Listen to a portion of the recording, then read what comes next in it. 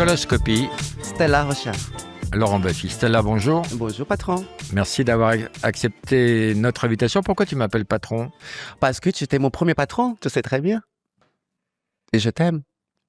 On parlera de tout ça, Stella. Alors, tu es né un 13 juillet comme Simone Veil, Harrison Ford, Bruno Salomon et Christine Boutin. Parmi cette liste, quelle est la personnalité dont tu te sens la plus proche? Vous pouvez répéter s'il vous plaît? Christine Boutin. Christine Boutin, oui. Le boutin mondain, comme on dit. Oui, ben, je crois que je suis plus proche d'elle, je pense, de tous les... Ouais, parce qu'elle a sucé son cousin. Ah mais moi, j'ai jamais fait ça avec mon cousin, moi. Ah bon, bah C'est interdit de marier les gens au Brésil. Elle l'a épousé. Donc, tu es né un 13 juillet 1973 au Brésil, à Belém, sur les rives de l'Amazone. Ton père était policier, ta mère s'occupait des enfants. Elle était catholique, très stricte, ta maman. Catholique conservatrice. Tous les soirs, il fallait lire un morceau de la Bible avant de dormir. Alors là, c'est une phrase que j'ai dite à l'invité précédent, mais là, ça me fait bizarre de te poser cette question. Quelle sorte de petit garçon tu étais? Moi, j'étais un garçon très sage. J'adorais être à côté de ma mère pour les tâches ménagères. Je détestais tout ce qui était de garçon, de mec, quoi. Ça veut dire aller jouer au foot, machin, tout ça, je détestais. Moi, mon dada, c'était rester auprès de ma maman et faire un nettoyage de la maison, laver, etc. Voilà. À quel âge tu t'es plus... t'as compris que tu te sentais plus femme? Ben, déjà, en étant dans le ventre de ma mère, déjà, il y avait déjà un gros bordel. Pourquoi? Parce que je suis né un vendredi 13 à la maison, à 4 heures du matin, et la sage-femme qui a fait le couchement de ma mère et qui a fait de mes autres frères aussi, mon père, il voulait un garçon. Il y avait qui des filles? Et mon père, il a dit à la sage-femme alors, elle a dit, Dona Mariazinha, elle a dit, ah ben, je suis désolé, monsieur Barreto, c'est encore une fille.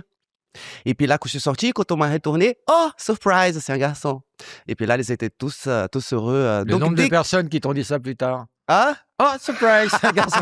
Surprise. Donc, depuis que j'étais dans le ventre de ma mère, déjà, il y avait une ambiguïté. Oui, d'accord, mais voilà. à quel âge t'as senti que tu étais plus à l'aise dans le monde féminin que dans le monde masculin? Alors après, depuis toute ma jeune enfance, j'ai toujours été attiré par les garçons, j'ai toujours été attiré par les hommes et tout ça. Mais moi, je me disais dans ma tête, je me disais toujours, ben c'est pas bien, c'est pas bon, c'est pas normal. Donc depuis toute petite, je gardais ça en moi.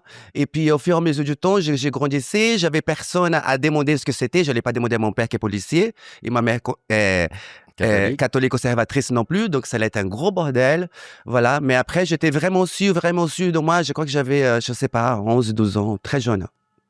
Très jeune. Donc, tes parents l'ont vu que tu étais différente? Ben, ils ont vu, mais les parents, ils voyaient jamais, ils voyaient que j'étais maison, ils disent non, mais c'est un enfant, qu'en grandissant, il va changer, voilà. Mais j'ai pas changé. Finalement, quand tu as un peu expliqué la situation à tes parents, ton père ne t'a pas renié? Non, pas du tout. Alors que ça l'a piqué quand même. Oui, Hein, il était très choc. en colère. Il était très en colère. C'est quelque chose qu'il ne voulait pas du tout pour un de ses enfants, c'est normal. Donc, je me suis réveillée parce que tout est parti d'un concours de Miss Univers que j'ai participé au Brésil en 1991. J'avais 17 ans, presque 17 ans, et j'ai gagné. Donc, ensuite, après, ma sœur, elle était dans le public. Parce qu'un mec dans ma rue qui est amoureux de moi balançait ma famille. Et puis, il a payé la place de ma sœur et de plusieurs personnes de la rue de chez moi pour pouvoir enfin dire au revoir. Parce que tout le temps, ce qu'il faisait, c'est de me dénigrer auprès de ma famille et de mes voisins. Qui te dénigrait, ton père? Un voisin, Un voilà, voisin. un voisin, voilà. Et puis ce jour-là du concours, il a payé l'entrée de ma sœur et plein de gens de la rue pour dire voilà, je montais pas quand je vous disais qu'il était homosexuel. Voilà, regarde. Donc moi j'ai gagné et après on rentre à la maison le lendemain matin, c'était le pire jour de ma vie. Parce que là, mes parents, ils étaient tous sur moi, ma mère, mon père, tous mes frères et sœurs, ils étaient là devant. Voilà. Ils savaient pas que tu étais homosexuel à l'époque? Mes frères et sœurs, oui, ils savaient très bien, mais bon. Mais après, mes parents, non. Mais Et tes parents, ils ont découvert que tu avais participé au concours? voilà, ce matin-là, voilà, quand ils m'ont réveillé, voilà. Et maintenant, ils nous disent, oui, tout le monde dans la rue dit que tu es un PD, que tu es un homosexuel. Et puis, comme j'étais dans tout était su, je me suis dit, bon, Maintenant, il est temps de dire la vérité. Voilà. Oui, c'est vrai que j'aime les garçons. C'est vrai que j'ai gagné le concours. C'est vrai que je m'aime bien aux femmes. Et autre chose aussi, j'ai pas envie de devenir garçon. Parce que mon père, il a dit, oui, mais tout le monde va dire que t'es homosexuel. Et moi, je dis, il y a autre chose aussi que je voulais vous dire. J'ai envie de devenir une femme. Et puis là, il a fait avoir un cardiaque. Mais bon, après, ils m'ont pas expulsé de la maison. Mais j'avais des règles à respecter. J'avais des règles, mon frère m'a C'est là où tu t'es sentie femme pour la première fois, quand tu as eu des règles. Ah, presque, j'aimerais tellement. Et puis, j'avais des règles à respecter à la maison. Et puis, c'était très compliqué parce que mon frère m'a mené à l'école. Tous mes potes qui étaient qui venaient parce que j'avais des copines lesbiennes et des copains homos. Donc, les homos, ils étaient sortis avec les lesbiennes. Et moi, j'avais une copine que j'ai présentée à mes parents en disant que c'était ma copine. Mais en fait, c'était une lesbienne. Donc, du coup, tout était su et c'était une catastrophe. À 16 ans, tu fugues en Guyane pour échapper un peu au carcan familial qui était quand même pesant. C'est ça. Tu gagnes ta vie comme gogo danseuse et 2 ans plus tard, tu pars en France rejoindre une de tes sœurs qui vivait à Toulon. 2 ans comme gogo danseuse. Alors, en fait, quand je suis parti du Brésil, j'étais danseur de lambada parce que j'ai gagné un concours à Belém de lambada. Et quand je suis arrivé en Guyane, parce que je suis parti en Guyane clandestinement, j'avais pas de visa, j'avais pas de... Ça donnait quoi la lambada? La lambada? Chorando se foi quem dia só me fez chorar. Et puis, quand je suis arrivé en Guyane, il fallait que je travaille, il fallait que je gagne de l'argent, voilà. Et puis, j'ai pris une fille très belle que j'ai connue là-bas. Je l'ai appris à danser la lambada et puis on faisait des spectacles partout dans les boîtes, au soit à Kourou, à Cayenne, à Sainte-Marie. Et j'ai fait une révolution parce qu'à l'époque, on n'avait pas. Et j'étais le premier artiste qui faisait les deux côtés, ça veut dire homme et femme. J'ai dansé avec des filles en tant qu'homme et je faisais aussi des shows cabaret le soir dans les boîtes. Donc, tu as bien gagné ta vie, très vite. J'ai gagné un petit peu, oui. Suffisamment pour t'acheter un billet d'avion? Voilà, j'ai acheté mon billet d'avion et puis je suis retourné au Brésil pour faire mon passeport parce que j'avais pas de passeport, refaire un visa, acheter un billet d'avion qui coûtait très cher et ensuite venir Toulon. En France. Toulon, oui, ma soeur elle habitait à Toulon. Combien de temps t'as passé à Toulon? Oh, même pas un mois et demi. Après, tu te retrouves à Torcy, en région parisienne. Voilà, parce que moi, mon rêve de venir à Paris, c'était connaître Paris, connaître la France, connaître la Tour Eiffel, pas rester chez ma sœur s'occuper de ses enfants, c'est ce qu'elle voulait. Mais moi, je voulais ma liberté, je voulais venir à Paris. Donc, du coup, le lien entre moi et elle s'est un peu cassé. Voilà, parce que je me suis dit, voilà, je suis pas venu ici pour ça, j'ai envie de connaître Paris et tout. Donc, elle m'a dit, vas-y, tu vas à Paris, mais tu m'oublies. Je dis, il n'y a pas de problème, tu vas te casser la gueule là-bas et tout. Je dis, il n'y a pas de souci. C'est un ami colombien qui s'appelle Pedro Bradley. Bradley, c'est ça. Tu squattes avec lui dans le salon d'un couple d'amis. Vous êtes deux à squatter dans le salon? En fait, c'était chez sa sœur, en fait. C'était chez sa sœur à Torcy. Et sa sœur, il y avait son frère, il y avait un ami aussi. Et puis mon ami, il dormait dans le salon. Et moi, quand je suis arrivé, il a demandé à sa sœur si je pouvais rester. Elle a dit oui, il n'y a pas de problème, mais pas très longtemps. Elle a dit d'accord. Donc du coup, je suis resté, on dormait dans le salon, par terre. Donc, c'était des années compliquées. Et là, Bradley t'explique que la solution à tous tes problèmes, c'était le bois de Boulogne. C'est le bois de Boulogne. Oui, parce qu'en fait, je suis arrivé pour faire des tourismes. Je suis pas venu du tout pour rester en France, pour faire... je suis venu pour le tourisme parce que je voulais connaître la Tour Eiffel.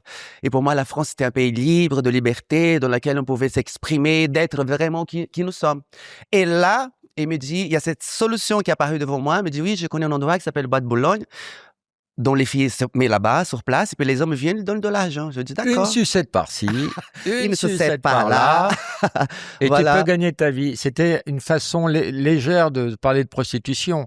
Il a édulcoré le truc. Il t'a pas dit franchement, tu verras, c'est l'enfer, c'est la jungle. Ah non, mais même lui, il ne savait pas, il avait jamais mis les pieds là-bas. Il a entendu dire que, voilà. Et je me suis dit, bon, ok, d'accord, ça y est, on y va.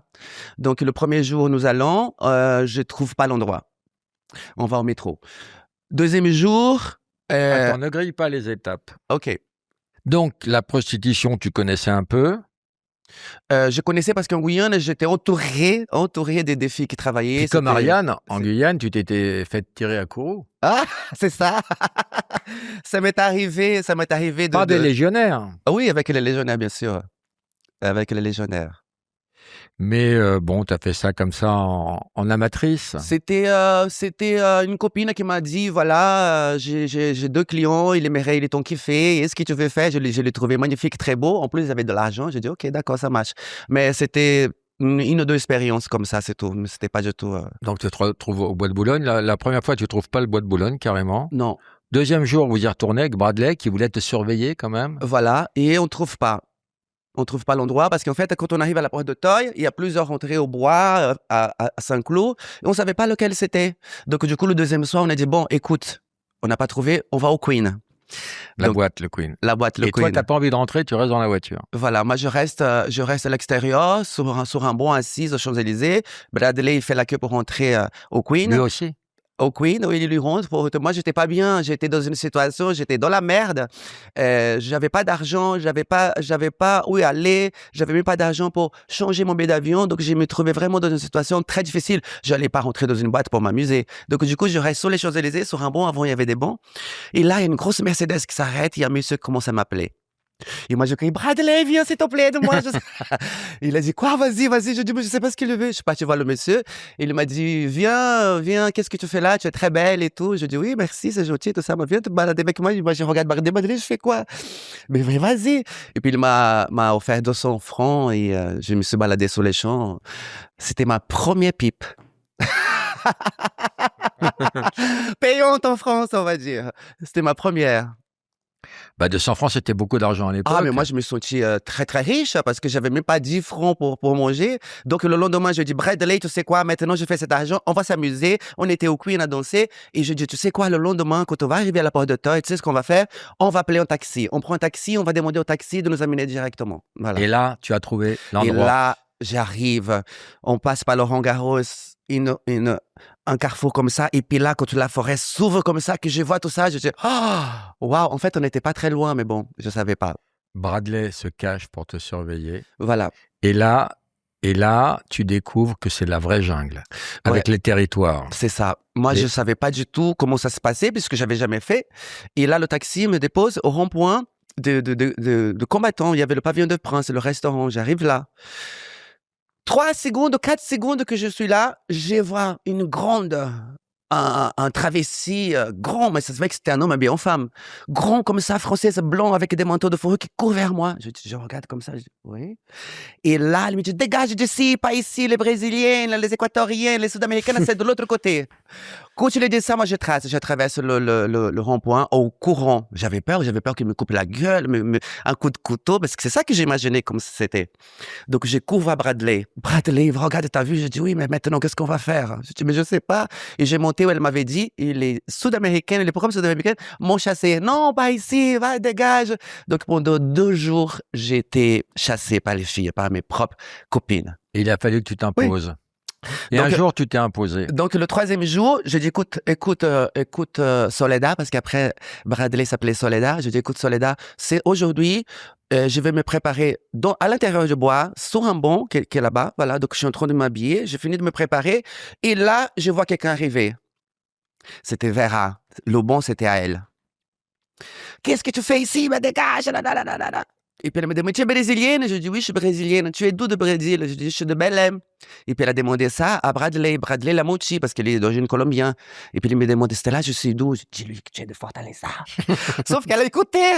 Elle dit, mais tu te fous de ma gueule. Puis elle a chassé Bradley.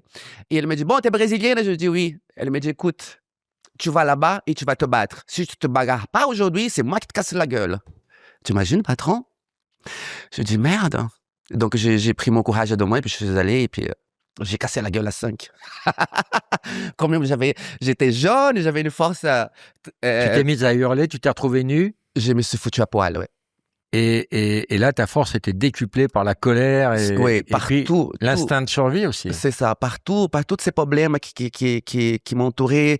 J'avais la haine, j'avais vraiment une haine tellement grande parce que voilà, moi je voulais juste faire un petit peu d'argent pour retourner chez moi. Et du coup, toutes ces barrières, toutes ces personnes-là qui m'empêchaient de pouvoir continuer à trouver une solution pour moi. Donc tout ça, la rage est montée et moi j'étais possédé ce jour-là. Et des ennemis du premier jour deviendront des amis plus tard. Je pense à Esmeralda. Tout à fait. Et ils sont devenus... Alors, Une sorte de Lino Ventura en robe. voilà, c'était un déménageur d'origine algérienne, tu vois, presque 2 mètres.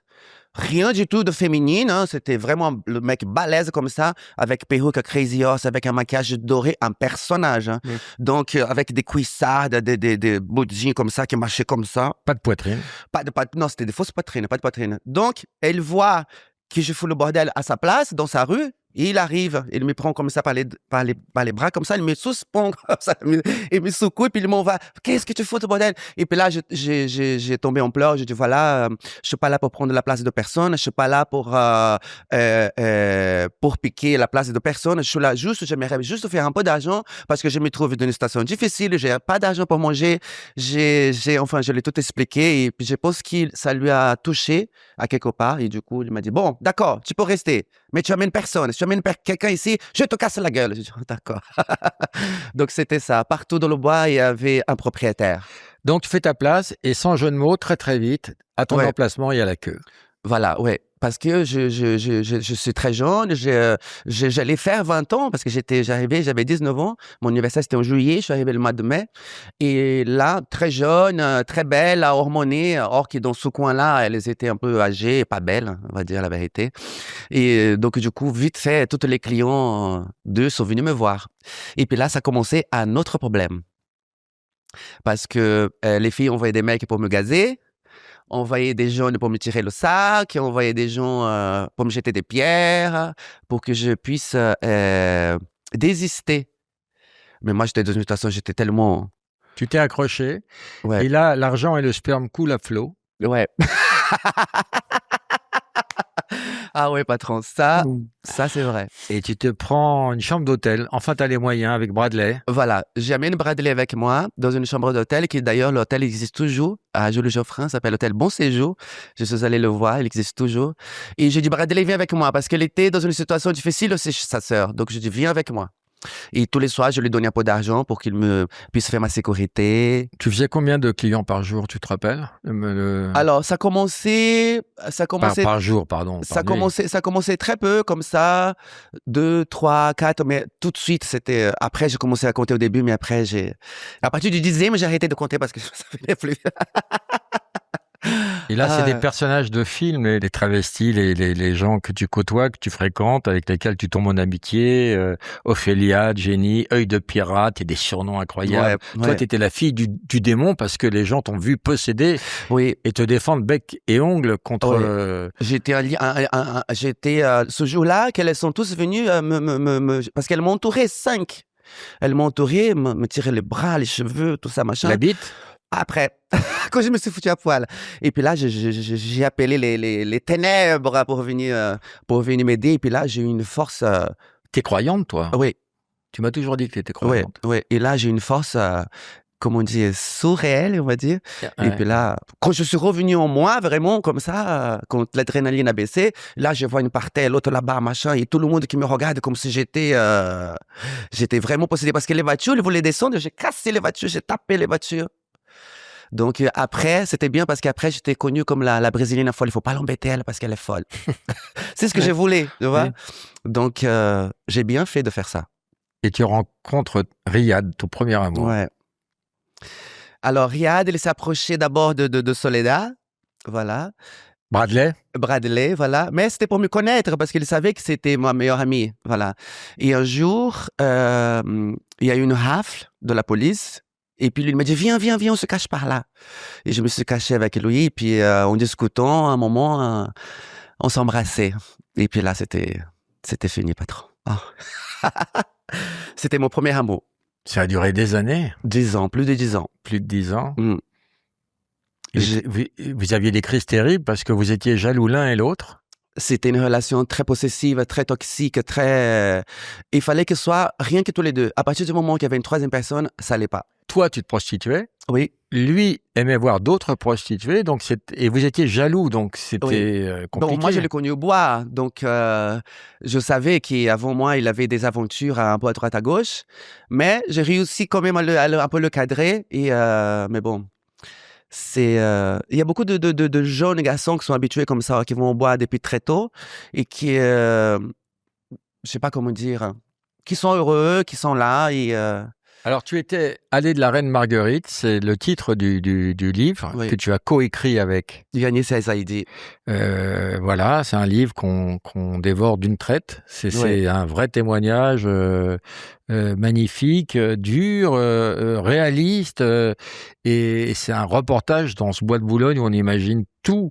oui. Et tout ce qui s'y passe est peut-être pire que ce qu'on imagine.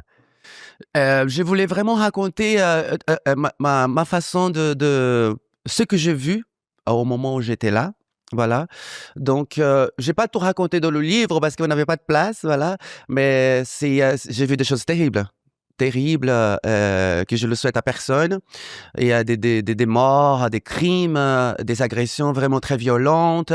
Il y a eu un tueur qui a rôdé à une époque, le Voilà, tueur il y a le tueur de Bas de Boulogne qui a fait 2 victimes, non? oui, que ça fait 2 victimes, 2 personnes mortes. Et heureusement que c'était la panique au bois. On voulait pas sortir pour travailler parce qu'on avait très peur. Il y a des filles qui sont achetées des armes et tout. Et un jour, il y a une voiture qui s'est arrêtée devant moi qui m'a dit la prochaine c'était toi, mais je savais pas que c'était lui. Et heureusement il était pris quelque temps après. Parce qu'en fait, il a voulu agresser quelqu'un et puis il y a eu un embouteillage et puis les filles, c'était quelque chose comme ça et puis la police est arrivée, l'a pris. Il avait quel âge? Ah, je sais pas te dire, patron. Je sais pas te dire, entre 50 et 60. Donc, tu découvres aussi les flics. Oui, Il y a des ripoux parmi les flics. Il y en a un qui vous appelez Hitler. oui. Alors, il y avait deux sortes de policiers. Avant minuit, c'était des policiers qui étaient adorables, très gentils, qui venaient là. Alors, tout va bien? Est-ce qu'il y a des groupes bizarres qui nous posaient des questions? Est-ce que tout va bien? Il y en avait même un qu'on a surnommé Tom Cruise parce qu'il est ressemblé à Tom Cruise. Il était très beau, il était très gentil. Mais bon, discuter trop avec la police, c'était pas bonne vue dans les regards des autres filles. Voilà. Il y a qui sont venus me voir. Oui, tu discutes trop avec la police. Je dis non, je voulais juste savoir si tout allait bien. Voilà. Mais après minuit, c'était tout un autre genre de policiers. Ils étaient vraiment très méchants. Parle-nous de celui que vous avez surnommé Hitler. Donc, il y en avait un, quand je suis arrivé, il se prénommait déjà Hitler. Donc, quand je suis arrivé, les filles m'ont dit, oui, fais attention, quand il y a les rafles, fais très attention à Hitler. Je dis, OK. Et un C'est une jour, phrase qui te parle, ça. Ah oui, c'est vrai que En tant que juif, c'est vrai que ça très fait- attention à Hitler. Il est pendant une méchant. rafle, pendant une rafle. et un jour, voilà, je savais pas que c'était lui. Il fallait pas courir, surtout pas courir quand il était là. Donc un jour, voilà, Hitler là, merde, et puis moi je pars au courant. Et il a dit arrête-toi, arrête-toi, arrête-toi. Et moi je suis parti au courant. En français ou en allemand? En français, il a dit arrête-toi, arrête-toi. Et moi je n'ai pas regardé, je suis parti au courant. Et donc 2 personnes sont parties derrière moi, 2 policiers, qui m'ont chopé. Voilà, qui m'ont entraîné jusqu'à lui, voilà. Et il a dit, voilà, j'ai déjà dit qu'il faut pas courir quand on vous appelle, vous courez pas et tout ça, machin. Et puis il nous a mis un coup de pied dans le panier à salade, comme on dit, la voiture de la police. Attends.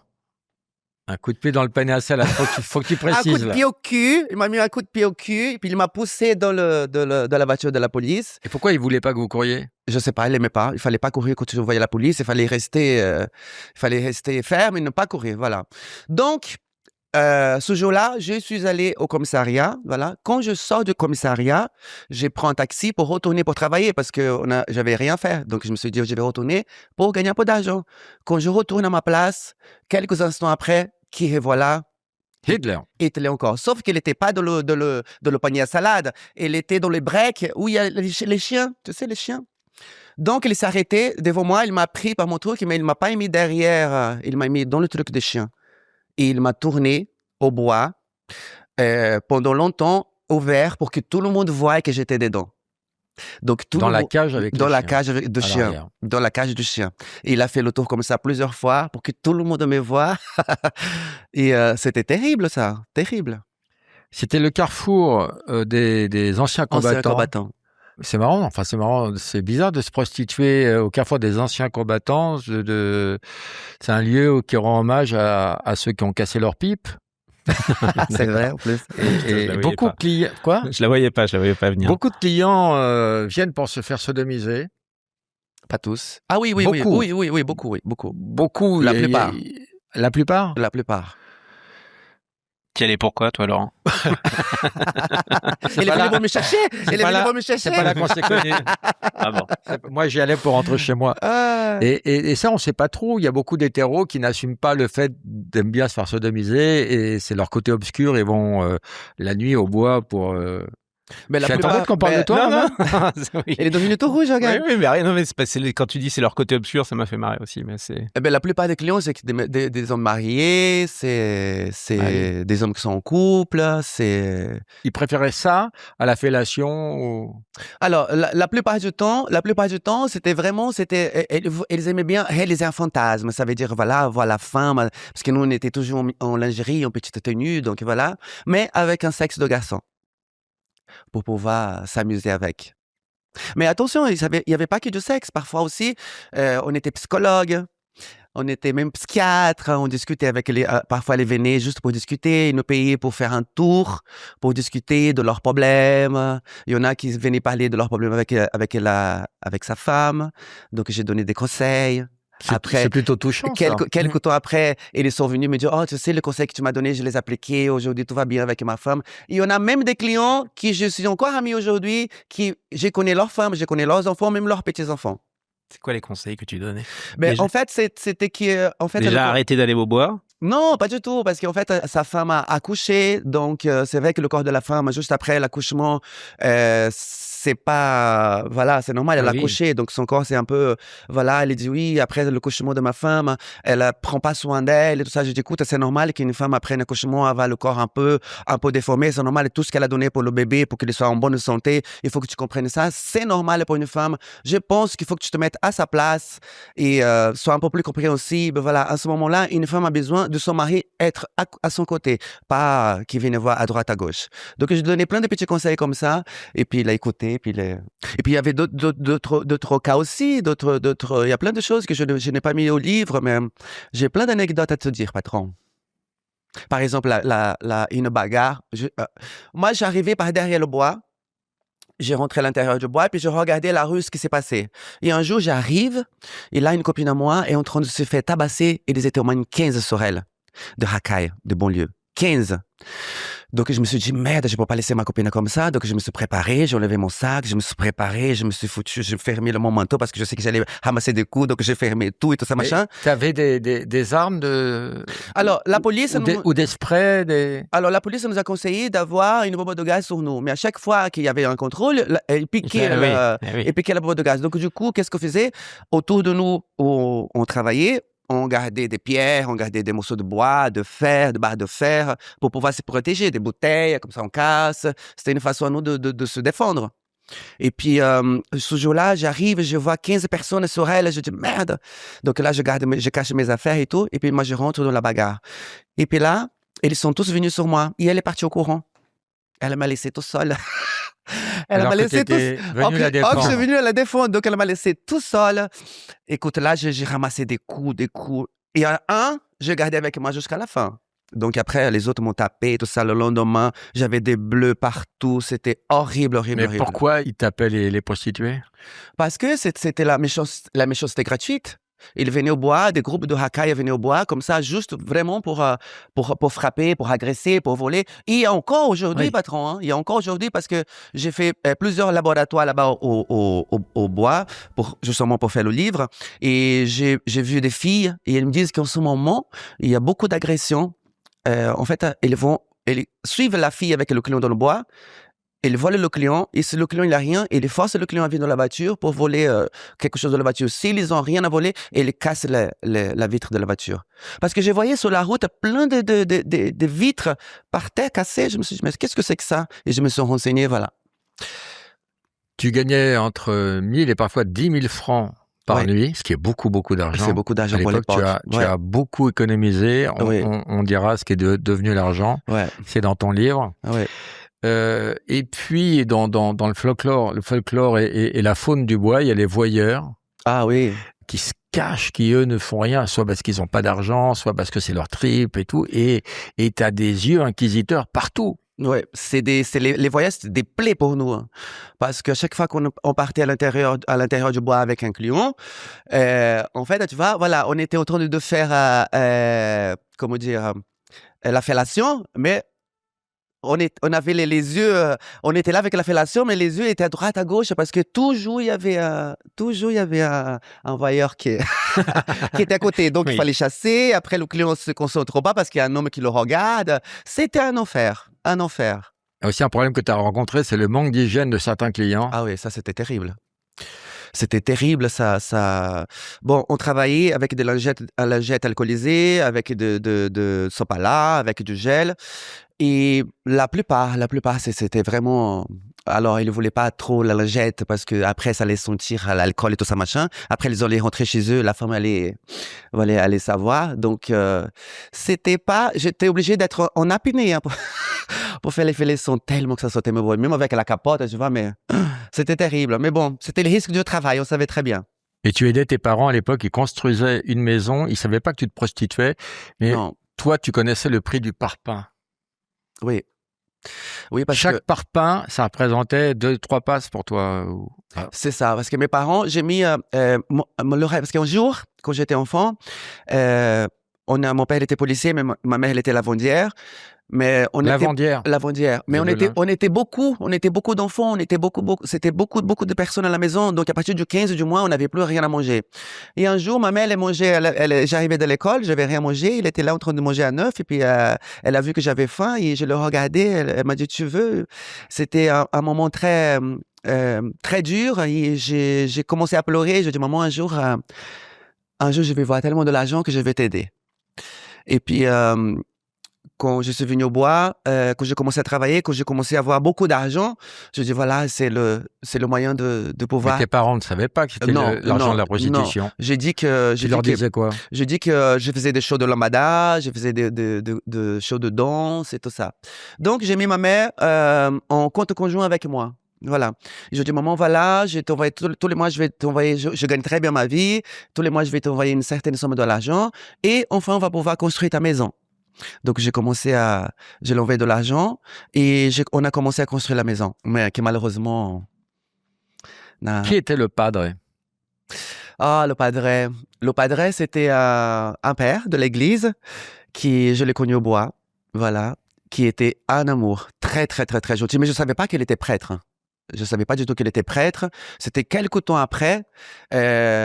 Parce que moi, je m'intéresse pas de la vie des clients. Ils viennent, c'est un changement de service. Voilà, moi, je ne vais pas savoir qui tu es, si tu es marié ou pas. Tu viens pour une page? OK. Et puis lui, non, lui, c'était, il venait toute la semaine, il venait. Et puis, on commençait à discuter et voilà. Et le boucher? Ah, le boucher? Ah, le boucher, c'était... j'ai pas osé aller chez le boucher. Hein. Chez le boucher, c'est le médecin qui faisait des prothèses, et c'était des prothèses pas chères, mais c'était les plus belles. Mais par contre, son clinique, et tu rentrais dans sa clinique, t'avais peur, hein, parce que celle était sale et dégueulasse, mais c'est lui qui faisait les plus beaux seins du bois. Le boucher. C'était 6 000 francs à l'époque. Mais moi, j'ai fait avec le meilleur, c'était le docteur Delem. J'ai payé 25 000 francs à l'époque. Voilà. Parce que moi, je voulais pas avoir cette cicatrice en dessous. Moi, c'était la demi-lune autour de téton. Et c'était très bien fait. Mais le boucher, c'était des seins magnifiques. Dans les clients, il y avait les soumis aussi. Oui. Oui, j'adorais faire les soumis parce que c'est toujours des messieurs BCBG. Et toi, tu avais un rituel, tu les mettais de côté. Et Oui. tu disais, un soumis de côté, c'est toujours ça pour maman. Non. Ah non, moi j'aimais bien les soumis parce que déjà, ils payaient très bien. Et t'avais pas de boulot avec eux, tu l'attachais dans un arbre, pieds, jambes, tu les fouettais. Quand t'étais fatigué de la main, tu prenais un morceau de bois ou alors tu prenais quelqu'un qui passait par là, tiens, vas-y, tape-le. Et c'était très bien. Moi, j'adorais les soumis. Tu faisais participer des passants? Bien sûr, les voyeurs, quand il y avait des voyeurs qui étaient à côté, je dis, viens, tu veux me regarder, viens. Tiens, fouette-le. Parce qu'un jour, j'ai... ça m'arrive quelque chose d'horrible avec un client. Je pense que ça, c'est dans le livre aussi. Plusieurs fois, je suis allé avec lui, mais je n'arrivais pas à faire parce que lui, il voulait pipi caca. Oui. Voilà. Donc, moi, tout le jour, on était... Pipi, t'as réussi. Ah, pipi, c'est facile, ça. Pipi, Pipi, c'est... Tu vois, c'est...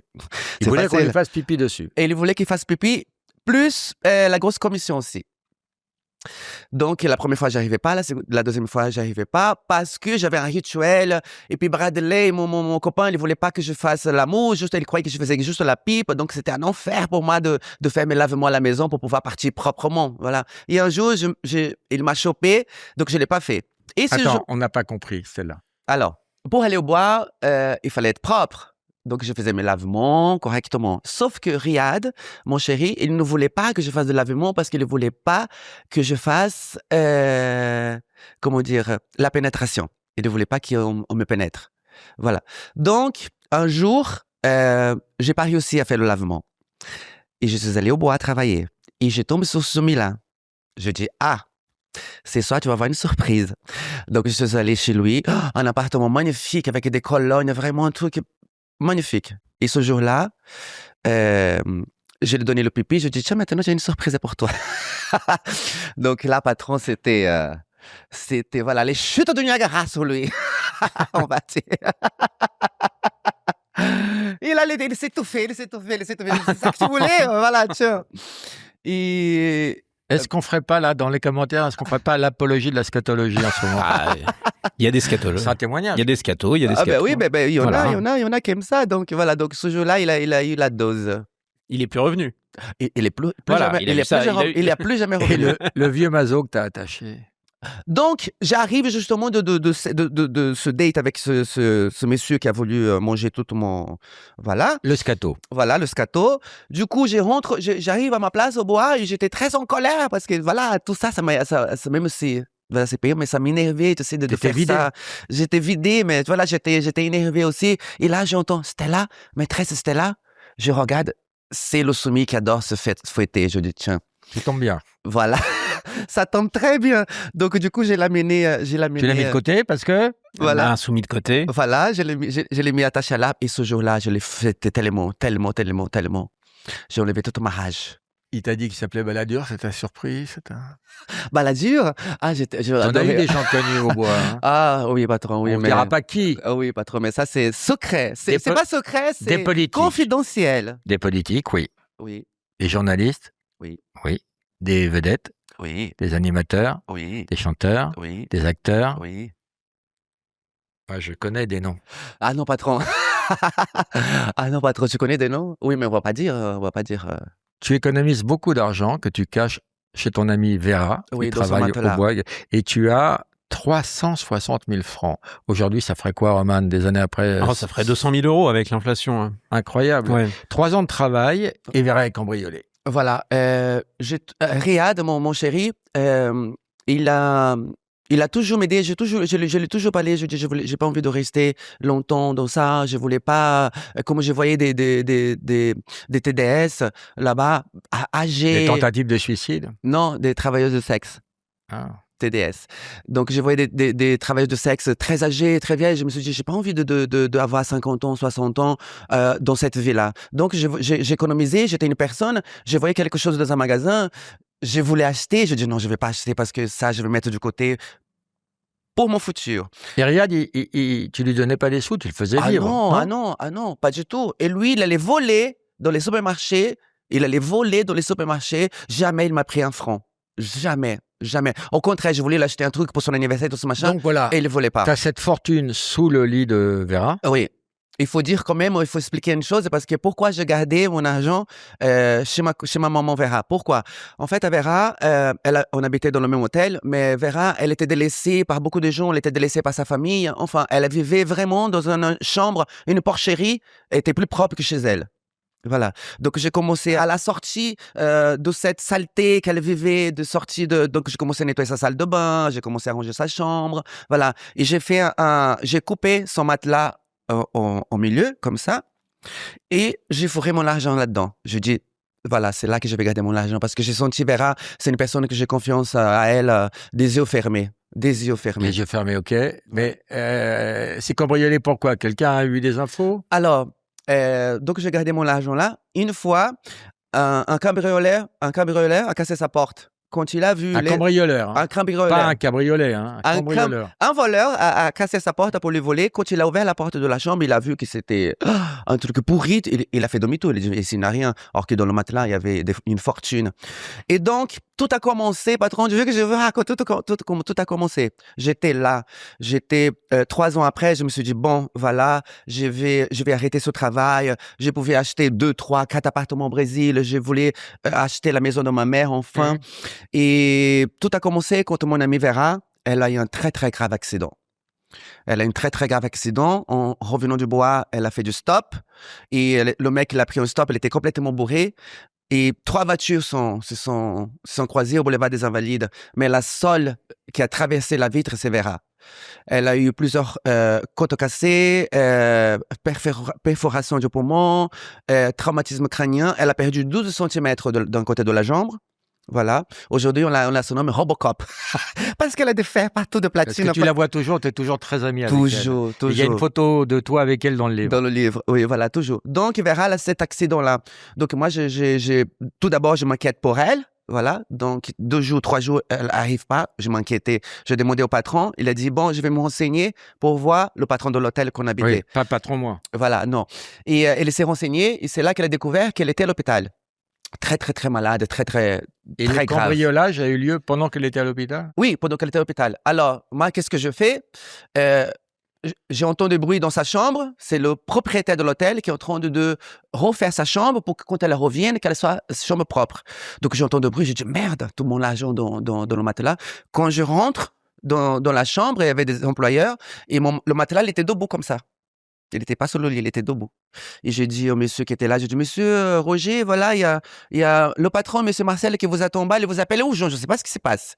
Donc là, il descend, il me laisse tout seul dans la chambre. Et là, je descends dans ma chambre, je prends une valise et j'ouvre le machin. Je prends tout. Et au moment que je descends, je croise le patron de l'hôtel. Oui, qu'est-ce que tu fais là dans la chambre de Vera? Je dis, non, je suis parti prendre des trucs que je l'ai emprunté. Et là, je rentre dans ma chambre avec ma valise, avec plein d'argent. Voilà. Et un jour, il faut que je compte parce que je savais pas combien j'avais. Et ce jour-là, je compte 360 000 francs. 360 000 francs. Il y avait des François partout comme ça parce que c'était les grosses billets de 500 francs. Et à chaque fois que j'avais Pascal. Voilà. Et à chaque fois que j'avais une certaine somme, j'allais à la poste pour changer en billet de 500. Donc, j'avais qui des billets de 500 partout. Et quand j'ai fini François. Oui, des François partout. C'est mignon. Ouais. Et j'ai compté, j'avais 360 000 francs. Et là, il y a justement cette personne qui frappe à la porte au moment que je suis en train de compter mon argent. Et moi, je dis, oui, je suis occupé, je n'ai pas le temps, je suis occupé là. Et il pleuvait. Attends, on s'en fout qu'il pleuvait. Ça fait 1 heure que je t'ai demandé le cambriolage. Qui t'a piqué ce putain de fric? Qui m'a piqué, c'est cette Sois femme. brève. C'est cette femme qui, je crois que c'était mon amie, qui est arrivée ce jour-là, qui a tapé à ma porte le jour que j'étais en train de compter mon argent. Rosie. Ah putain, mais dis direct, c'est Rosie. Voilà, Rosie qui m'a volé 360 000 francs, qui a volé tous mes rêves, qui a volé toutes mes... Rosie, c'était aussi une prostituée? C'était une fille, une femme bio. Parce que vous êtes une femme cis. Toutes dans le même hôtel, grâce à Vera. Voilà, parce qu'elle se faisait tabasser par son mec, par son légionnaire, justement, pour son militaire à Marseille, Rosie. Et donc, elle venait à Paris. Déjà. Mais comment elle a su qu'il y avait de l'argent chez toi? Parce que ce jour-là, elle arrivait de Marseille, son mari l'a frappée. Et elle venait à Paris se réfugier. Et donc, elle me demandait si elle voulait travailler aussi. Donc, elle arrivait ce jour-là avec son enfant. Il avait même pas un an, il avait 6 mois. Le gosse, elle venait souvent. On s'en fout de tes détails. S'il avait 1 an, 6 mois, comment elle savait qu'il y avait du fric dans ta chambre? C'est ça que c'est important, parce que le jour que j'étais en train de compter mon argent, patron, je n'allais pas l'ouvrir la porte. J'ai ouvert la porte parce qu'elle a commencé à pleurer en disant, mon fils est avec moi, mon bébé avec moi, il est tout trempé, il pleure, il a froid, j'ai besoin de rentrer, Stella, aide-moi s'il te plaît. Et là, mon cœur, il était très faible parce que le bébé, on le connaissait, on le chouchoutait. Donc tu ouvres. J'ouvre la porte. Elle voit l'argent. Et j'ai enfin ma réponse. Voilà. Voilà, donc j'ouvre la porte et elle regarde partout cet argent-là. Elle reste assise, bouche bée comme ça. Mais j'ai jamais de la vie pensé ce qu'elle allait faire après, quoi. T'es sûr que c'est elle qui l'a volé? Absolument. Tu t'es vengé un jour? Je me suis vengé, oui. Bon, je me suis pas vengé vraiment comme je voulais. Vous êtes battu. Non, même pas. Je suis allé voir chez elle à Marseille. Et puis bon, la première chose qu'elle a faite quand elle m'a vu, c'était prendre son enfant dans son bras. Je suis pas un lâche. Moi, j'adore les enfants. Moi, j'ai beaucoup d'enfants. J'ai beaucoup de neveux et nièces. Donc, les enfants, voilà. Donc, la première chose qu'elle a fait, c'était prendre son enfant. Donc, du coup, tu bouges pas. Et tout ce qu'elle avait acheté avec mon argent, j'ai tout cassé, j'ai tout déchiré, j'ai tout cassé, voilà. Chloé, elle est allée au Bois de Boulogne. Ah bon? Allée de la Reine Marguerite. Ah ben, c'est là que je suis, Elle a vu des gens. que j'étais. Et comme c'est une filoute, elle leur a demandé « Qu'est-ce que vous faites là ?» On cherche des témoignages de clients de prostituées. Aucune idée. Pourquoi vous passez par là? Je sais pas. C'est voulez pas le dire l'excuse de... Non, du tout. Je comprends. Bonne journée. Et pourquoi vous me posez ça à moi? Bah, vous voyez bien où on est. Ouais. On est allée de la Reine Marguerite. Ouais, et donc? Bah ouais, il y a pas mal de prostituées ici, ouais, je viens souvent faire du footing. Ça a l'air très urgent. Bah ouais, vous voyez, j'ai du sport à faire, ouais. Quel genre de sport? Bah c'est... C'est Vous l'excuse. voulez pas le dire? Mais arrêtez, mais qu'est-ce que vous me racontez là? Je suis pas client, moi je me balade. Vous vous baladez? Ouais, pas que je boite un peu. Vous savez, il y a 25 ans que je suis pas opérationnel, alors vous voyez. Hein. J'ai emprunté la voie, moi vu causer avec quelqu'un. Non, je viens de kiné. Bien sûr. Donc je marche. Vous pouvez prouver que vous venez du kiné? Si. Attendez. Allez-y. Ouais. Jeudi 7, 15h30. Ouais, c'est vrai. Vous voulez ma carte d'identité aussi? Non, je vous crois. Ah oui. Ça, c'est vraiment des excuses, et une sorte des excuses, franchement, que j'étais au kiné, j'ai fait du sport. Ça, c'est les choses qu'on écoute souvent. Parce que toi, quand tu te prostituais, tu branchais les gens? Tu les appelais? Ou ils venaient directement vers toi? Est-ce que tu racolais? Parce que c'est interdit, ça, le racolage. Oui, à l'époque, non, à l'époque, c'est les clients qui s'arrêtaient. Bon, parfois, je faisais un peu de... Je les appelais aussi. Il y a de tout, de tout. Parce que quand ils contrôlent un client, la police, ils demandent au client si la prostituée l'a racolé ou pas. Oui. Parce que c'est interdit. Oui, à l'époque, c'était interdit ça. Et ça m'arrivait plusieurs fois même si c'était le client qui s'avait arrêté, qui s'est demandé le prix. Et puis parfois, quand on arrivait dans un endroit, il disait à la police pour se sauver, comme quoi c'était moi qui l'appelais ou que... Voilà. T'as eu des amendes, beaucoup, non? Oui. Tu les payais, non? Ah non, à l'époque, on payait pas. Personne payait. Donc les flics, ils savaient que c'était inutile, Ils qu'ils de vous savaient. embarquer Oui. et de faire des procès-verbaux, Et- mais ils le faisaient quand même. Et ils faisaient quand même... Pourquoi? Pour montrer à la population qu'ils travaillaient? Voilà, c'est ça. Je pense que c'est ça. Il fallait faire leur job, leur travail. Donc, parfois, on avait 2 ou 3 par soir. Hein. Et c'était des 1500 francs chacun. Mais ça n'a jamais arrivé. Ça n'arrivait jamais. T'as voulu à une époque changer de sexe, vraiment, te faire opérer, faire une Vaginoplastie. vaginoplastie, t'as voulu Oui. faire ça? J'ai voulu faire ça, mais c'était une période où je prenais beaucoup d'hormones. Voilà, j'étais très, très, très, très hormonée. Je suis allé en Angleterre, voilà, pour voir le médecin. Je suis allé avec une copine à moi, Oui. avec une amie à moi qui s'appelle Claudia. Et donc, nous sommes voir le médecin. C'était le meilleur médecin à l'époque. Donc, lui, il a fait un test en elle. Voilà, il a dit oui, vous êtes prête. Quand il a fait le test à moi, patron, ça n'a pas marché. Et quand tu as su que tu n'étais pas éligible à la vaginoplastie, est-ce que tu as été triste? C'est un monde qui s'est écroulé ou tu as dit c'est pas grave? Mais en fait, ce qui m'a fait changer d'avis, c'est les hommes. Hein. C'est les hommes qui m'ont fait changer d'avis de ne pas faire la vaginoplastie. Parce que chaque fois que j'ai discuté avec beaucoup, ils disaient mais c'est une gâchis, ne va pas faire ça. Voilà. Mais moi, il y avait une période où moi je voulais vraiment faire ça, mais la vaginoplastie, c'est quelque chose de vraiment qui t'a vraiment besoin, que tu veux vraiment au fond de toi, parce qu'il n'y a pas un retour. Ouais, c'est vraiment au fond de toi. Là. Voilà, c'est quelque chose vraiment. Donc, il y a beaucoup d'amalgame là-dedans. Il faut vraiment que tu sois sûr, il faut vraiment que c'est quelque chose qui te manque dans ton corps. Parce qu'avant, c'était pas maîtrisé. Est-ce que ça l'est maintenant? Et aussi, il y a eu ça aussi. Donc, je me suis renseigné à l'époque par rapport à cette chirurgie-là. J'ai vu beaucoup de choses qui n'étaient pas au point. Et j'ai vu des amis à moi aussi qui ont eu des séquelles? Qui ont des séquelles et qui ont voulu revenir en arrière. Donc, tout ça a fait que le jour d'aujourd'hui, je n'ai pas fait, mais je sais très bien, je suis très heureuse telle que je suis. Et je m'amuse très bien. Et t'es pas plus heureuse en n'étant pas, de pas avoir été charcutée, toutes ces douleurs, et puis comme tu le dis, tu t'amuses, donc Bon, déjà, c'est pas une charcuterie, c'est pas. Non, mais je te parle des gens qui font ça clandestinement Ah dans des cliniques. Quand tu parlais du boucher et tout, je te parle de ça, moi. Oui, donc aujourd'hui, il y a beaucoup de essais cliniques. Vous voyez, il y a beaucoup d'essais cliniques qui font. La sécurité sociale rembourse l'opération à 100% aujourd'hui France avec l'ALD en France, oui. Bon, moi, à mon époque, tout ce que j'ai fait, bon, j'ai pas fait grand-chose, mais tout ça, c'était nous-mêmes qui payions. Or qu'aujourd'hui, il y a l'ALD et l'ALD aide beaucoup les jeunes. C'est pour le début de transition. Voilà, toutes les personnes transgenres qui veulent faire la transition. Donc, la sécurité sociale accompagne jusqu'à l'opération. Voilà. Mais il y a eu beaucoup de cobayes quand même et qui se sont ratés, malheureusement. Donc, du coup, je voulais pas ça pour moi. De toute façon, je suis très heureuse comme je suis. Personne ne va me demander si entre les gens, mais qu'est-ce que j'ai. En tout cas, j'ai pas de soucis à dire la vérité. Belle. Merci, patron. Tu es quand même intelligente. T'as subi beaucoup d'épreuves. T'as toujours été courageuse. Et à un moment donné, tu tombes dans le crack. C'est quand même un signe de faiblesse. Comment tu tombes dans le crack?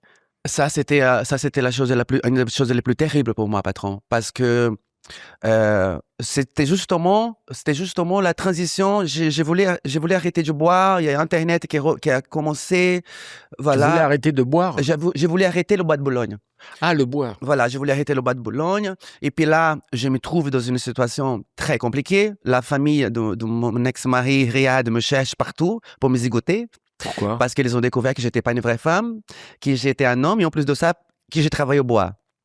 Donc, sa famille me cherche partout pour me zigouiller. Entre nous deux, ça ne marche plus. Ça ne marche plus. C'était l'amour de ma vie. C'était une personne que je comptais beaucoup pour moi. Donc, un jour, il y a quelqu'un qui est venu à la maison. Il m'a dit, tiens, je vais te faire goûter quelque chose. Et j'ai goûté. Et à partir du moment que j'ai goûté ça, tous mes soucis, toutes mes préoccupations, toute ma douleur, ça s'est évaporé d'un coup. Et que je parle de ça, et toute cette souffrance, elle disparaît en une bouffée. Je dis, je vais encore. Et après, je dis, je vais encore. Je vais encore parce que j'en veux encore. J'en veux encore, oui. Le plus que je prenais, le plus que je voulais. En quelques jours, tu tombes accro? En quelques jours. En quelques jours, je me suis accroché à ça. Et il est venu un jour, Riyad est venu. Et il est venu à mon côté pour me voir. Et moi, j'étais avec ma bouteille, en train de prendre le crack. Parce que j'ai commencé en train de fumer. Et ensuite, après, j'ai passé à la bouteille. C'est quoi la bouteille? La bouteille, ça veut dire que c'est une bouteille une bouteille d'1 litre. Tu fais un trou au milieu. Tu mets le papier aluminium en dessous. Tu fais plein de petits trous comme ça, tu mets la sonde de cigarette, tu mets le crack dessus, et là, tu mets le briquet par-dessus et tu aspires toute cette fumée. C'est terrible, patron, ça, terrible, terrible. C'est toi qui achetais ta drogue ou t'avais un intermédiaire? Non, c'est moi qui achetais. Voilà, donc j'allais travailler, après je revenais. La seule chose que je voulais, c'est quand je rentre, que j'aimais. T'achetais ça où? Des dealers à Porte-Clignancourt. À ce moment-là, j'habitais à la Ville Abiran. Près de Saint-Ouen? Près de Saint-Ouen, voilà, en plein marché aux puces. Marché aux putes? Au marché aux puces. Et du coup, patron, tous les jours j'en prenais. De plus en plus? De plus en plus. Et j'étais la peau sur les os. Tu dis, j'ai fumé mon vagin. Alors, tu sais, pour la drogue, c'est incroyable. Voilà, je peux dire ça. Pour la drogue, patron, il y a de l'argent qui arrive de partout. Alors, quand il n'y a pas de drogue, il n'y a pas d'argent, il n'y a pas de trucs. Donc, quand tu es drogué, je pense que quand le démon est à côté de toi, tu vois, et il t'attire plein de choses. Et là, j'avais un client que j'avais pas vu depuis longtemps, de Bordeaux. Il me dit, oui, j'aimerais bien avoir une relation sérieuse avec toi et tout, mais j'aimerais bien que tu fasses la vaginoplastie. Je dis, d'accord. Mais la vaginoplastie, ça coûte 10 000 € à Londres. À l'époque, c'était déjà en euros. Ça coûte 10 000 € à Londres. Il me dit, d'accord, je viens la semaine prochaine et je donne l'argent. La semaine d'après, il est venu, il m'a donné 10 000 €. Et tu as fumé ton vagin. Et j'ai fumé toute ma chatte. Et j'ai fumé mon vagin, patron. J'ai gardé, pour ne pas dire que j'ai tout fumé, j'ai gardé 1500 € que j'ai donné à ma copine, que je parlais même plus avec elle, ma maman du bois, Vera, je dis, Vera, tiens, garde ça pour moi. Elle a pris l'argent comme ça, elle a fait la porte, plac, elle a claqué la porte. J'ai fumé tout mon vagin. Et comment tu t'es sorti du crack? Donc, du coup, j'étais à la peau sur les os. Tout le monde. C'est une station balnéaire. Hein. Elle a été à la peau sur les os? La peau sur les os, ça veut dire que j'étais très, très, très, très maigre, on dirait un cadavre. Et là, tout le monde disait que j'étais séropositive, ouais. que j'avais le sida, que j'étais un pied dans la tombe, que j'allais mourir. Du coup, j'ai parlé à ma mère. Jusque-là, elle ne savait pas du tout ma situation. J'ai parlé à ma mère, j'ai eu le courage de lui dire. Je dis, voilà, maman, ça m'arrive ça, je commence à prendre de la drogue, c'est très dur, j'arrive pas à m'en sortir. C'était des jours de pleurs. J'ai parlé avec elle, elle m'a dit, écoute, on va faire des orations, on va faire des prières pour toi ici.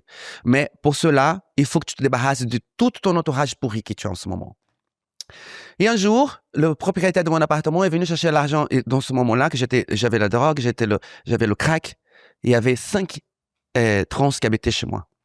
Mais j'étais la seule qui payait l'appartement parce qu'elles n'avaient pas d'argent non plus. Ce jour-là, le propriétaire est venu pour récupérer l'argent. Et comme d'habitude, il y avait que moi qui avait l'argent pour payer. J'ai payé à la place des autres. Et ce jour-là, la deuxième fois, le démon est rentré dans moi. Comme la première fois, la bagarre. Et là, c'était une deuxième fois. Et là, j'ai foutu tout le monde dehors de chez moi. Il y avait des trans qui sautaient par la fenêtre, d'autres par la porte. Il y avait l'italienne, la napolitaine, tu disais la trans-napolitaine, tu l'appelais. Ah oui. Ciao, va-t'en. Tout le monde, j'ai foutu dehors ce jour-là. Et à partir de là, ça a commencé tout le travail de désintoxication. Mais ton sevrage, tu l'as pas fait seul, tu étais accompagné. J'étais seule avec ma famille. T'as géré ton sevrage toute seule? Toute seule, patron. Toute seule, avec beaucoup de force, beaucoup de courage. T'es parti au Brésil? Après, je suis parti au Brésil, oui. Mais avant, ma mère, elle faisait des prières, avait regroupé toute son église. C'était des jours, parce que tu sais, quand tu es drogué, quand tu te drogues comme ça, même les jours que tu n'avais pas envie de faire ça, mais il y avait les autres qui, regarde le petit cadeau que j'ai ramené aujourd'hui. Et l'autre, dès le réveil, oh là là, une bonne bouteille maintenant, ça allait être très bien. Donc j'étais entouré par des marginaux, par des bandits, par des voyous, par des personnes qui, il n'y avait pas une seule personne qui disait Stella, arrête de faire ça, c'est pas bien. Donc, je me suis en sorti tout seul, avec beaucoup de force, avec beaucoup de volonté, avec ma famille à côté, bien sûr. Là, tu reviens en France et tu décides d'arrêter le bois de Boulogne. Tu t'es sorti de la drogue? Voilà, je me suis sorti de la drogue, j'ai connu un autre garçon, voilà, que j'ai tombé un peu amoureuse de lui, qui me sort de ce nid de serpents, qui me sort de ce nid de bandits, vraiment des personnes vraiment mal fréquentables, qui me sort de ça. Et je tombe amoureuse de lui et on se paxe. Voilà, on se paxe. Et là, on habite, cette fois-ci, on habite vers la Porte Maillot. Tu es toujours avec lui? J'ai toujours avec lui, voilà. Et il me demande un mariage. Bon, à l'époque, on ne pouvait pas se marier, donc on s'est paxé ensemble, voilà. Mais j'étais toujours un pied dans le bois. J'avais mon annonce sur un site internet dans lequel on travaillait toutes, voilà. Donc, quand je ne travaillais pas à la maison, j'allais au bois, voilà. Et puis, à côté de ça, j'ai animé quelques soirées trans à Paris. Au Banana Café? J'ai commencé à l'Esqualita, au Folies Pigalle, soirée trans. Ensuite, après, j'ai travaillé au Banana Café et ensuite là, au Labo. Et là, tu veux t'en sortir. Et il y a une période où tu tombes sur une petite annonce. Oui. Parce que depuis le début, tu m'appelles patron. Il faut que les gens comprennent pourquoi tu m'appelles patron. Oui, parce que voilà, en fait, comme je t'ai déjà dit, avant que je voyais Laurent à la télé, tout ça machin, j'aimais pas du tout. Hein. J'ai zappé. J'ai zappé parce que tu vois, à chaque fois que je le voyais, c'était tout le monde en parle, l'émission à l'époque, voilà. Et il cassait tout le monde. Et tout je fouettais. J'ai dit, putain, mais il casse tout le monde, ce mec, j'aime pas du tout, puis j'ai changé de chaîne. Et un jour, comme je travaillais dans les boîtes de nuit, il y a Vincent Maguidom qui veut me voir, qui me dit, écoute, Laurent Baffy fait une pièce de théâtre, il a fait un rôle pour moi, mais ce rôle, j'aime pas du tout, et il cherche vraiment un trans-brésilien. Donc, je pense que tu lui corresponds. Donc, il m'a donné l'adresse. Donc, pour une pièce que j'avais écrite sur le permis de conduire qui s'appelait Un point, c'est tout. Un point, c'est tout. Il y avait 10 personnages. C'est ça. Dont une prostituée transsexuelle. Voilà. Donc, il dit, oui, il cherche un travelo brésilien. On peut plus dire travelo. Non. Ah oui, pardon. Non, mais à l'époque, là, on parle parce que dans mon époque, on se parlait comme ça. On se traitait de sale travelo. Oh, vas-y. Mais ça, c'était un langage entre nous dans les années 90. C'était, voilà. Donc, tu passes l'audition. Donc, je dis, je savais pas que c'était avec Laurent parce que voilà. Donc j'arrive, je dis c'est Laurent Baffy, je dis merde.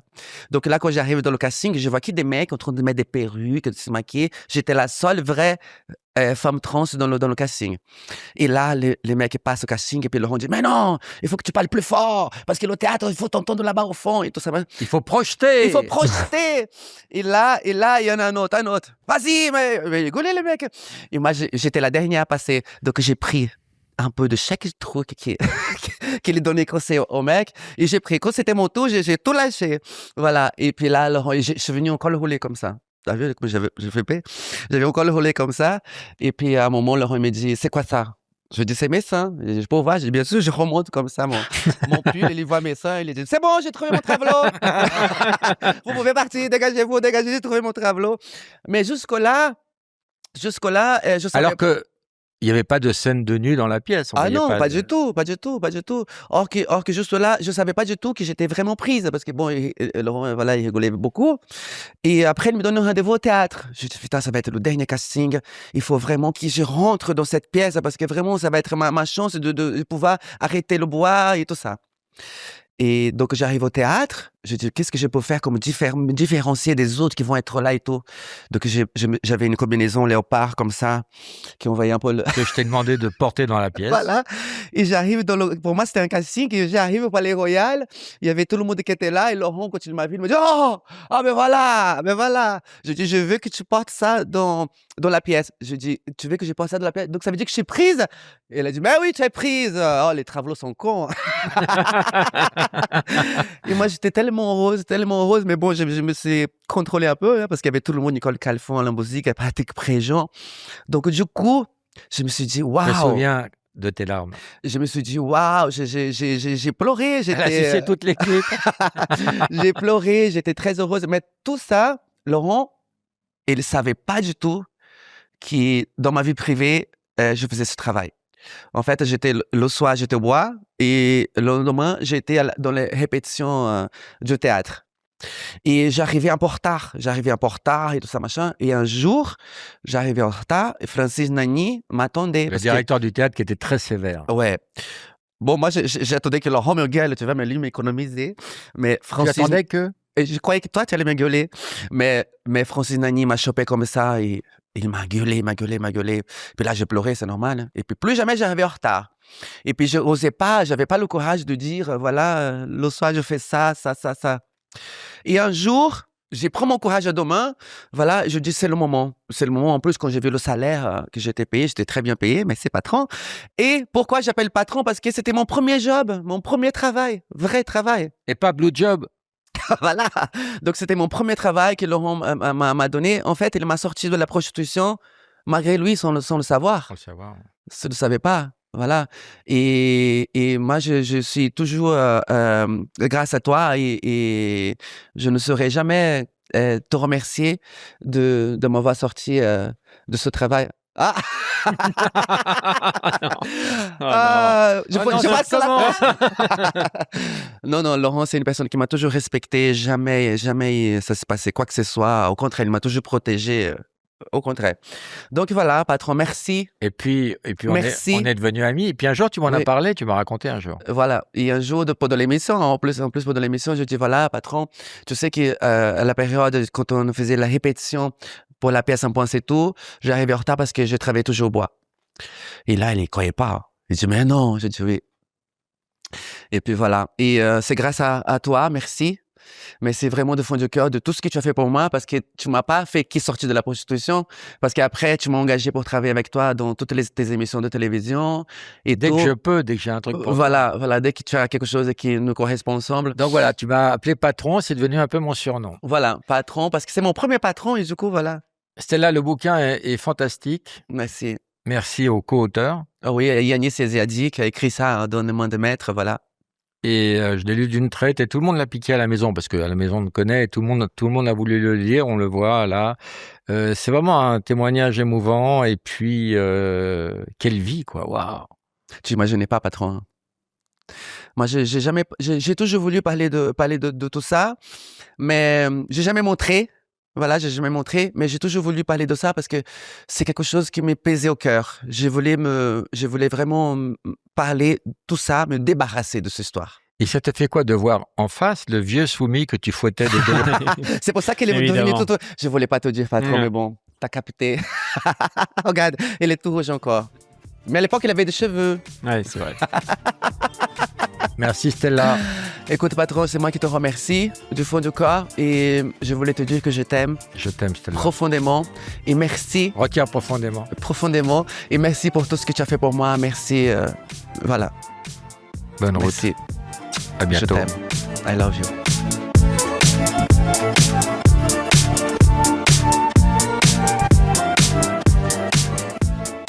Tu sais faire le mec? Bien sûr. Vas-y. Wesh, ça va tranquille. Wesh, ça va pas.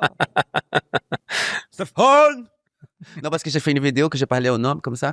Je sais pas, il est parti là-bas. Je sais pas, je vais l'appeler encore. Stéphane!